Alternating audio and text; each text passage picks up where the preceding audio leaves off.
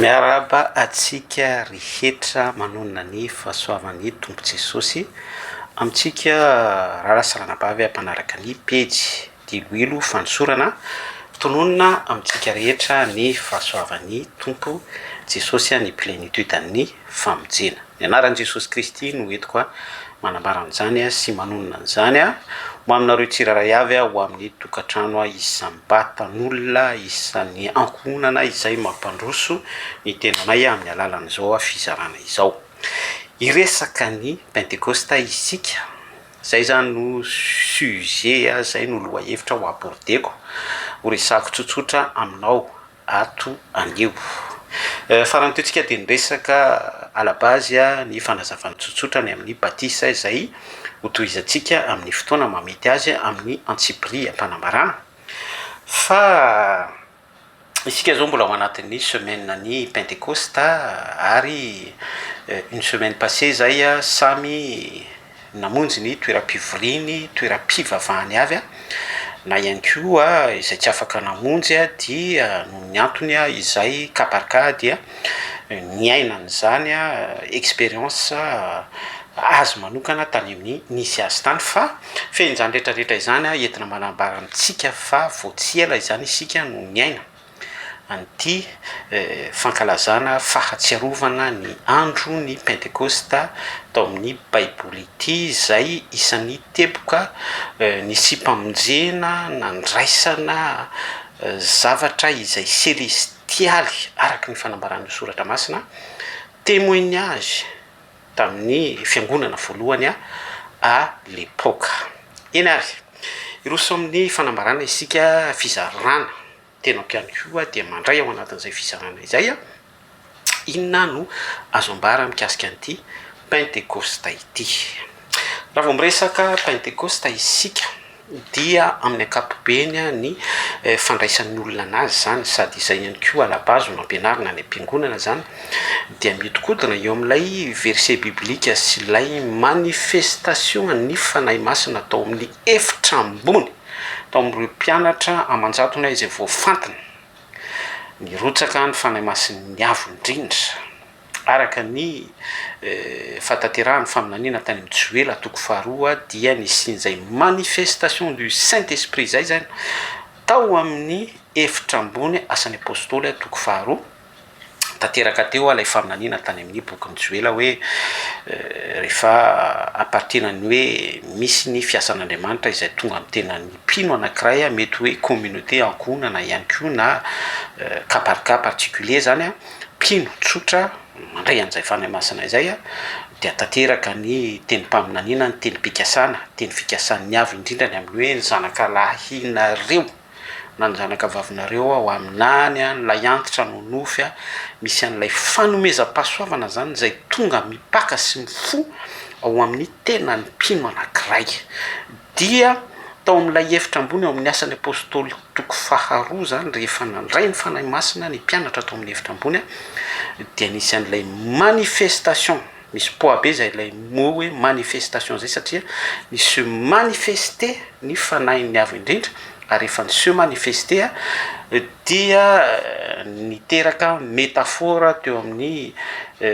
fahitana andavanandro izany a lasa nisy ny fisokafan'ny maso a ho amin'ny izay rehetra nanatrika tao anatin'izany a nisy a ny lela mitarihina-nafo a présence n'ilay fietsehan'ny fanahy masina voafora tao ny lelan'izay voatendry manokana ny antefan'ilay lela mitarihina-nafo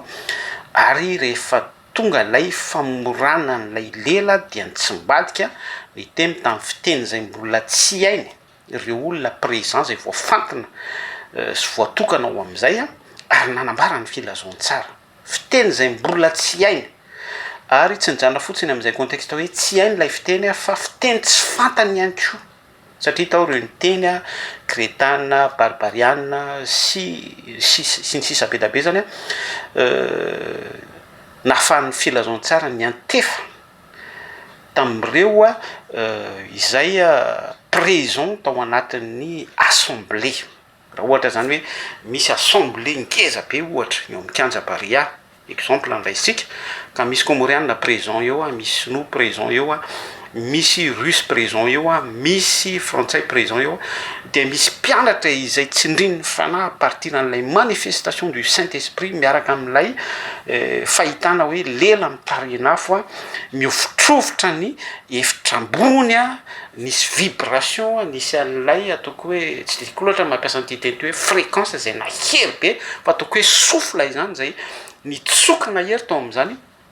efitra ambony izany dia niaraka tamin'izay a voadika ny filazantsara tena précis mihitsy ilay fiasan'ny tompo a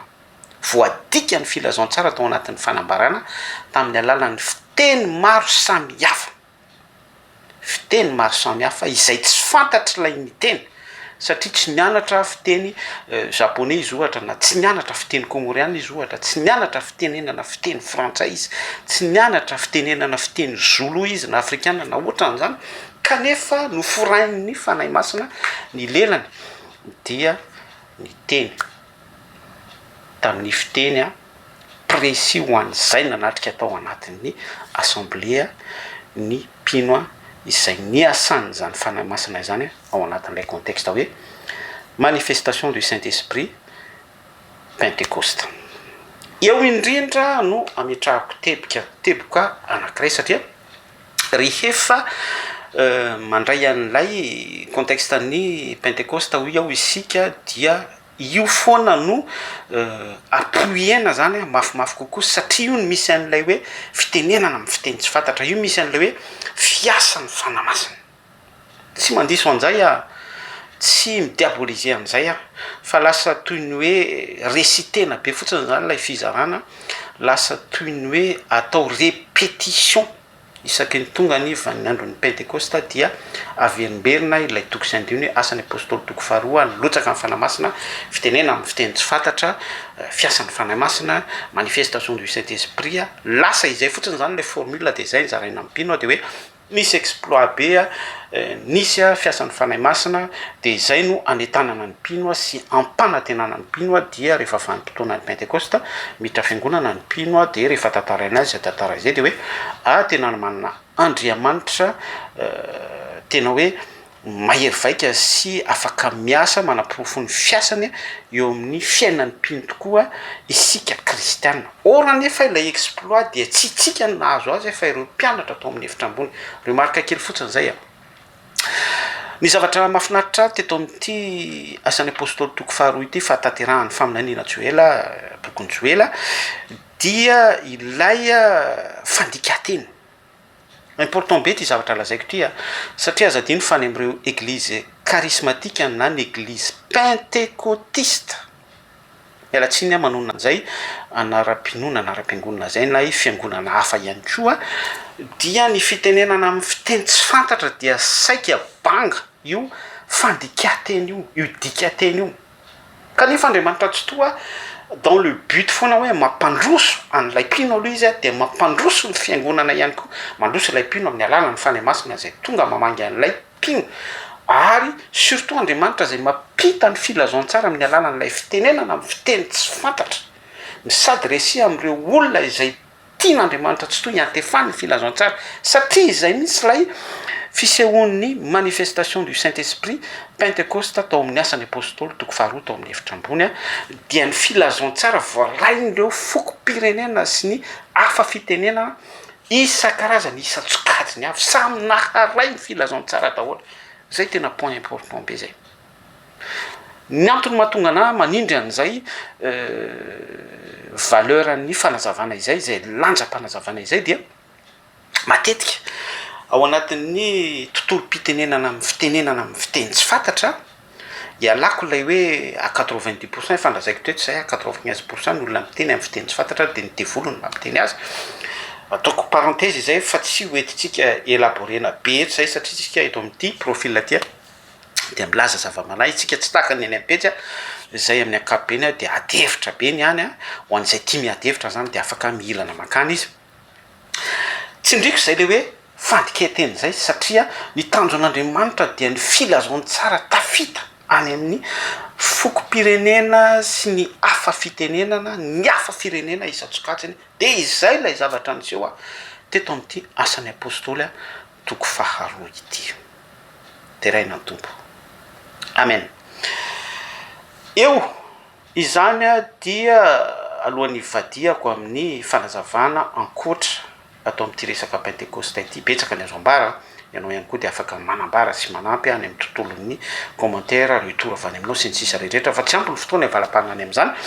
fa alohan'ny anakatonako ny paragraphe eto zany de ataoko résumé kely vetivety fotsiny hoe fiasan'ny fanamasina manifestation du saint esprit ny ofitrovitra ny efitra ambony sy ny fahatafitan'ny filazantsara tamin'ny alalan'ny fitenenana tamin'ny fiteny maro samihafa izay ny lahatra tamin'ilay fanomezam-pahasoavana hoe fitenenana amin'ny fiteny tsy fantatra ihany koa satria ireo ny teny tamin'ny fiteny maro samihafa dia tsy nafantatra n'ilay langue izay teneny ny fanofananana nafora ny lelan'izy ireo ahafahan'ny filazantsara ho tafita tamy am'ireo izay tia ny filazantsara iantefan'ny famonjena zany ny filazantsara tao amin'ny efitra ambony dia rehefa sur et certain ary finoko ity ary mino aho fa manaiky an'izany ihany koa anao hoe rehefa tapitra zany ny assemblée dia rasa zy daholo ny isapoko isam-pirenena ireo hafa fitenenana présente tao amin'io efitra ambony io no tsindriko ary verenako tsindrina eto ihany lay hoe fitenenana amin'ny fiteny tsy fantatra fitenenana amin'ny fiteny maro samihafa ary indrindraindrindra voadika ny teny ny fanahy mihitsy no nandika an'ilay teny lay filazantsara tamin'ny alalan'ny fiteny tsy fantatra izay ny s'adresse tany amin'ireo hafa firenena sy isapokony avy izay nanana ny fitenenany amin'ny hoe fiteny maro samihafa tsara ambombo ity retaka pentecoste ity anefa dia tsy voahidy fotsiny amin'io resaka hoe saint esprit fiasan'ny fanahy masina io manifestation du saint esprit io averiko indray fa ity resaka pentecoste ity tokoa dia tsy voahidina hoe à la base rehefa manambara ny pentecoste itsika dia asan'ny apôstoly toko faharoa izay ihany no ambaratsika sy toritsika mivelatra be sœur sy frère ity pentecoste ity mahatonga anahy iteny an'izany hoe tsy mijanona amin'ny asan'ny apôstoly toko faharoa fotsiny ihany fa tanterahany teny fikasana faminaniana tany amin'ny bokiny Joely ny amin'ny fanomezam-pahasoavana tonga amin'ny tena ny mpino anankiray satria rehefa mirotsaka ny fanamasina dia ny fanamasina iny no manambara araka ny teny soratra masina Jaona promesiny Jesosy Kristy ity eno tsara Jaona toko faefatra ambin'ny folo alefako aminareo ny mpananatra alefako aminareo ny fanahy masiny ny avy indrindra izy no ampianatra anareo izy no hiteny aminareo tsy teny ho an'ny tenanareo ianareo isika izany fa anambara araky ny fitarian'ny fanamasina sy fanehoan'ny fanamasina da ao anatin'izay hoe fanamasina miasa amintsika izay dia mazava ho azy fa na ny zavatra ho avy aza dia ambarany amintsika fakio io Jaona toko faefatra amby folo io 15 à 27 fa mafinaritra be mihitsy io toko sy andiny io ny fitanisan'ny soratra masina an'ilay hoe alefako aminareo mpananatra dia sy teny ao mihitsy ny amin'ny hoe ho fiasan'izay fanamasina izay rehefa tonga amin'ny tenany mpino anankiray par définition manahoana ny tenan'ilay mpino rehefa tonga ho aminy ilay fanamasina dia rehefa mamaky ny baiboly io no dia angatao ny fanamasina dia décortiqueo teneny mihitsy Andriamanitra toto hoe décortiqueo amiko ny hevim-panahy ambaran'ny soratra masina de eo ianao zany manomboka amitsapany tenanao amin'izay hoe misy an'ilay souffle Pentecôte tonga amin'ny tenanao fanahin'ny avy indrindra ilay mpananatra mitarika atsika ho amin'ny marina rehetra zay hoe marina rehetra izay mampitodika atsika ho amin'ny famonjena fiainana mandrakizay dia io lay tao amin'ny asan'ny apôstoly toko faharoa fahataterahan'ilay Joely nambaratsika voatsiela teo tao ambony tao ny asa le fanahy masina nambarana ny zavatra ho avy de tsy inona izany fa ny filazantsara izay tonga tamin'ny firenena isapokony isam-pitenenana isaky ny fahasamihafany amin'ny mahafirenena isapoko sy isaparitra tonga teo amin'ny assemblée filazantsara tonga de raha posentsika amin'ny fanazavana de mandeha amin'izay ny karazana fanomezam-pahasoamana ny faminaniana ny vision a ny amin'ny resaka anton-javatra be da be ohatra hoe jauna zao a tany amin'ny nosy patmo a mandray vision izy a ny amin'ny fin de temps ny apocalypsia ny décortique an'andriamanitra tsy toto ao analalan'ny vision ny fahitana ny ainany zany mihitsy izy a mamy teo mbava ny teny nangety tao amin'ny kibony a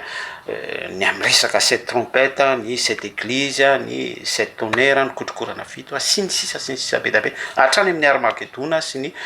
fin de temps zay lay fisongana am'ty resaka pentecoste ty hitanareo fa miamiditra sy miamitatra misonga hatrany lay fitiavan'andriamanitra te ampiseho amitsika sy te ampafantatra atsika zany ny lanjany ty le hoe pentecoste voaraintsika de mivelatra ao amin'ny tenan'ny mpino anankiray mahafinaritra be a mahafinaritra mitantarandre izy mahafinaritra mizarandre izy mahafinaritra ihany koa mandray an'le izy mino fa ianao ihany koa de lina ihany koa ary tena hoe intéressé am'izany zavatra resahako sy ampitaiko aminao zany tena mahafinaritra ary tena matsiro le izy tena matsiro iverenatsika makany aloha hoe inona moa ty resaka pentecoste ity resaka pentecoste ity tsy hoe taty amin'ny asan'ny apôstôly toko faharoa ihany akory voa enclenché zany zay vao hoe tonga tamin'ny tenan'ny mpino fa ny azo anambarana anazy a dia nohon'ilay hoe jesosy kristy a ny percé ny fiainana tsy hita zany a partir an'izy le hoe nombrona teo amin'ny azo fijaliana dia rovotra ny lamba tao amin'ny tempolo de a partir an'izay a lasa ny sofla zany a ny paritaka tsy nijanona intsony tamin'ny mpanjaka ny mpaminany a ny mpisorona ary ny fiangonana hébreo zay cercle fermé novidin'andriamanitra ho amin'izay a privilège iaina ny tombony ny amin'ny pentecoste ho azavaintsika mantsy ivadika antsika rehefa aveo a tsy nijanona fotsiny tamin'izay ihany fa rehefa tanteraka lay joela bokony joela teny fikasana sy ny teny mpaminanina dia enclenché araky ny mo manambarako azy teo atao amin'ny asany apôstôly toko faharoa prouvé mihitsy lay izy hoe afa firenena ny fokom-pirenena isa-tsokajy ny avy ny afa fitenenana sy ny afa fomba fanao rehetrarehetra samby nandray an'ilay privilège a partir an'ilay hoe voaloam-bokatra voaloam-bokatra izay lay mo tena tiany baiboly azongatina amitsika inona lay vokatra fanamasina pentecoste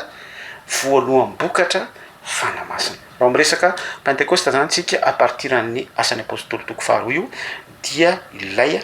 prémisse ny saint esprit avy amin'andriamanitra tsy to araky lay jaona toko faefatra ambin'ny folo promesse tamin'i jesosy kristy io alefako aminareo ny mpananatra vokatra avy any an-danitra mihitsy zany sofla iny a no voray an'ny mpino iny sofla iny a lay very tao amin'ny sahany edena rehefa nanota isika zanak'olombelona tonga tafasaraka tamin'andriamanitra fa noho i jesosy kristy arak'ilay mo no teneniko teo zay tonga tato ambavako a hoe ny santatra sy ny nandrava an'ilay séparation entre atsika sy ny avo indrindra no isika hoe mpanota rovotra ny lamba atao amin'ny tempoly jesosy kristy naka ny fanalehidiny fahafatesana tamin'ny fiainatsy hita dia nalefany amin'izay ny mpananatra dia a partir an'iny hoe percé iny voile izay nanasaraka atsika amin'andriamanitra tsy to iny dia afaka mahazo anty voaloam-bokatra ity avokoa ny mpino rehetra izay a compatible sy à la hauteur ny hoe fitondratena mendrika zay mahatonga amin'ny baiboly miteny hoe mamoazy aloha voamendriky ny fibebahana afahan'ity prémisse ity pentecoste ity mahazo toerana amin'ny tenatsika mpino ary afahan'ny fanamasina mitondra fruit voaloam-bokatra avy any an-danitra ho atsika zay ny amin'iny a fa hitsimbadika hoe ity pentecoste ity ho iaho a tsy teto amin'ny asan'ny apôstôly vao amin'isy fa tao anatin'ny lalàna de voahity tao amin'ny aloka izy io zanak'israely a dia nodidina tamin'izany vanimpotoana izany exodosy a toko fahatelo amby roapolo tany amin'ny bokon'ny lalàna ny nomeria fahavalo amby roapolo a ny exodosy toko fahaefatra amby telopolo prémisse a rehefa tonga ny vanimpotoana ny prémisse a de mitondra ny voaloam-bokatra izy ireo didina araky ny lalàna voaloam-bokatra ny céréale ny blé a hoentiny izy ireo amin'ny toerana zay voatondro araky ny lalàna ary misy ny fivoriana asina amin'ny vanimpotoanany voatondro amin'ny toerana Jerosalema. Ary misy ny fanisana iny amin'ny sabata fito 7x7 47 49 azafady izay justa isa farany mialohan'ny 50 satria le pentecoste azadiny fa 50 misy ny amin'io hoe fahadimapolo ihany koa miteny daholo ny zavatra resantsika izany satria io isa dimapolo io a dia fanisana taprean'ny pesa ny paka izy nanafahana ny zanak'Israely tamin'ny fanandevozana atao amin'ny Egypte. Dia rehefa nafahana tamin'izany izy ireo de nomena azy ireo ny premisy avy any an-danitra ihany koa tamin'ny alalan'ny Mosesy dia tsinona izany fa ny didy folo. Ny didy folo nomena ny zanak'Israely tamin'ny alalan'ny Mosesy. Exodosy toko 7:20 any misy an'izany zavatra resantsika izany. Voaloam-bokatra avy any an-danitra. Miteny daholo zany ny resaka voaloam-bokatra ilay anankiray de le avy any an-danitra raha narahanao ny fanazavana ny asan'ny apôstôly toko 2 avy any an-danitra ihany koa nomena ny Mosesy ny didy folo. Teo ihany koa lay manifestation du Saint-Esprit ny kotrokorana ny tarinafo Jehovah ny teny tao anatin'ny andro afo sy ny andro rahona Pentecoste daholo reny sœurs et frères. Zay mahatonga ana miteny hoe tsy tokony ho vahidy amin'le resaka asan'ny apôstôly toko 2 isika. Tsara, mahafinaritra ny meno an'le izy. Tapitra sady ny fotoana betsaka ny azo ambara. Tena be da be ny azo ambara. Ny ampahirezako anao dia ny hoe nisy teboka anankiroa nambarantsika teo ihany koa ankoatra ny teboka isan-karazany zay efa voambarany amin'ny hoe nisy ny voaloam-bokatra didy folo avy any an-danitra, nisy ny voaloam-bokatry ny fanahy asan'ny apôstôly toko 2 avy any an-danitra ihany koa avy any ambony. Nisy ihany koa ny voaloam-bokatra avy tamitsika mpino. De io lay céréales ny vokatry ny tany ary misy ihany koa lay teboka ho ia teo hoe 7x7 49. De amin'izay vanim-potoana izay sabata fito taona impito misy ny rassemblement ao a Jerosalema amin'ny toerana voatondro araky ny lalàna ary tsy maintsy mandeha araky ny pitsopitsony lalàna avokoa tany amin'ny aloka izany zavatra resantsika izany dia misy ny fietsehana sy ny rassemblement sy ny culte izay araky ny lalàna ihany koa izay tsy azo atao misy latsaka mihitsy tao anatin'izany rehetrarehetra zany lalàn'ny fanandevozana ireo izay ankonana tafiditra ao anatin'ny contexte-ny hoe tonga andeva de misy ny fanafahana azy ireo nanontany ihany koa ary amin'io vanim-potoana izay voatondro io dia dideny lalàna ihany koa miala sasatra amin'io fahasivy amby efapolo io inona ny tiana ambara amin'izany rehetrarehetra izany rehefa tonga Jesosy Kristy, rehefa tonga ny manifestation du Saint-Esprit dia miasa amin'ny tenan'ny olona anankiray de ino no mitondra amin'ny affranchisation. Ino no manafaka antsika délivrance. Zay le hoe raha ny zanaka ny manafaka dia ho afaka tokoa ianareo. Afaka atao amin'ny fanandevozana Egypte ny zanak'Israël dia nomena anazy ny didy folo Exodosy toko 7:20 prémisse avy any an-danitra voaloam-bokatra avy amin'ny tanan'Andriamanitra. Tsy Torah oral ny Torah écrite dia affranchi tanteraka ny vahoaka hébreu affranchi sous contexte hoe manana alliance amin'izay izy amin'ny Jehovah fa tsy lay alliance ny ombonany tamin'ny égyptiana sous contexte hoe andevy izy dia misy ny lalàna izay mandidy azy amin'ny fanaovana brika tsy mitsahatra mihitsy izy ny amin'izany ny lalam-panandevozana isan-karazany satria ny alliance tsy maintsy ny ekeny fifanekeny tamin'ny vahoaka mpanapaka tamin'izany dia ny Pharaon sy ny ekipany izay sous forme ny bibidia de iny no nitsimbadika tonga alliance tamin'ny Yahweh Elohim ary ny Torah indray no nandehanan'izy ireo nanomboka teo didy folo ny pitsopitsony lalàna rehetra izay tsy azon'izy ireo natao latsaka araka amin'ny fanazavantsika tsotsotra teo nanomboka tete amin'ny asan'ny apôstôly toko 2 amin'izay rehefa tonga tamin'ny mpino ny prémisse voaloam-bokatry ny fanahy lay pitokorana zany mampibe fotsiny a remarque kely fotsiny ty hoe nantena koa rehefa tratran'izany any ko hoe nisy ny manifestation de saint esprit de mieritreritra isika hoe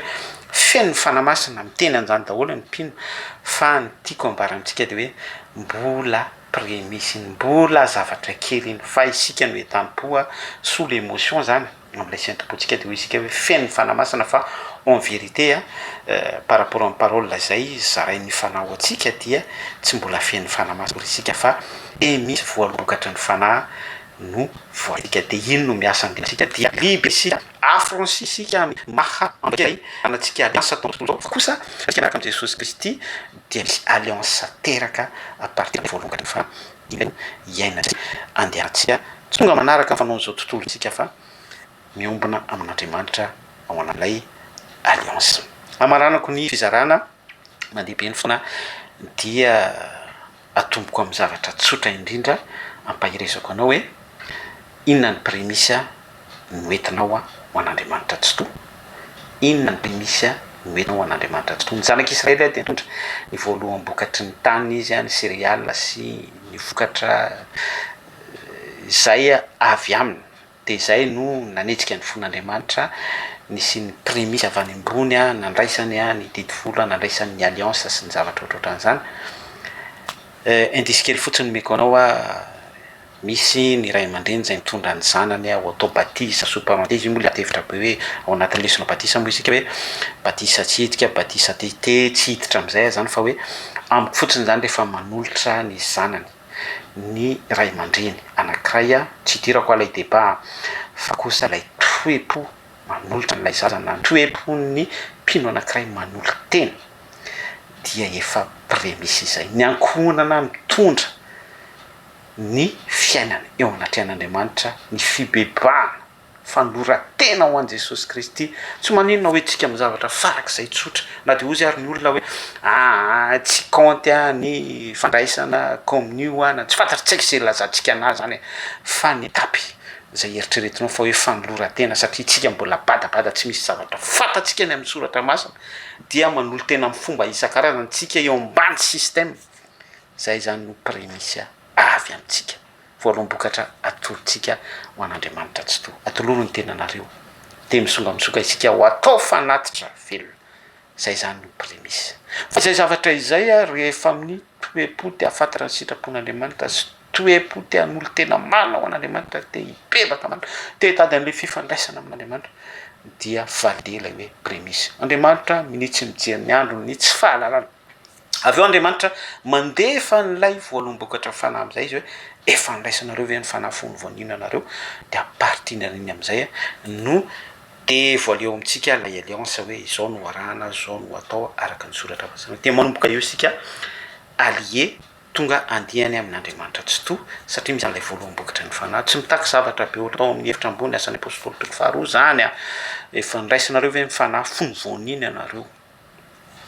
raha vao mandray ny fanahy zany ny mpino anankiray dia teraka eo amin'izay ny vokatra ny fanahy ny fitiavana